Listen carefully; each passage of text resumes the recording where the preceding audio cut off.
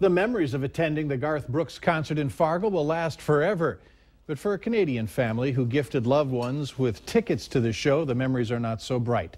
Valley News Team's Krista Bame explains how 68-year-old Harvey Aho became so close to having his dreams of seeing Garth on the stage come true. Harvey Aho had just about done everything in the outdoors. Hunting, fishing, rain, snow, or shine.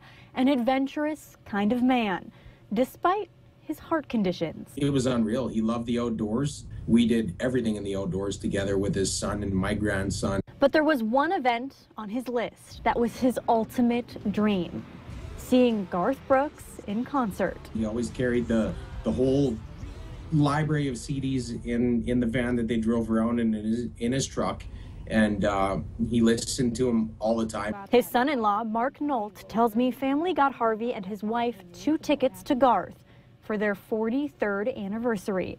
Like 2 high school sweethearts, they drove 8 hours from Dryden, Ontario, Canada, to the Fargo Dome. We spent the time on the phone and online and everything else, and we finally got a couple of tickets, and not even realizing that there might be a little bit of a hike for him to go up to where we could have tickets available. With his dream so close, Harvey made his way up to his seats. He took a little time to get up there.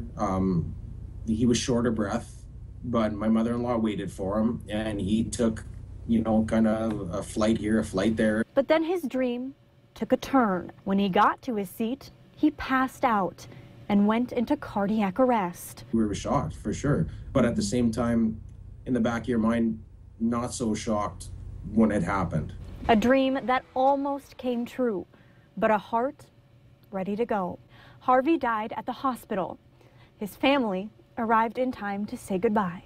Thankful for the Fargo Dome, staff, the fans, and Sanford. Everything has just been unreal. I can't say enough good things about Fargo, North Dakota. I really can't. And most of all, Garth Brooks. It was one of those things that should have just been shared, just for recognition that, Garth is doing it right. He really is. And when he can have that kind of influence on people, it's a great thing. Krista Bame, Valley News Live. Harvey's family says since he was not insured in the United States, they're not sure what will happen financially.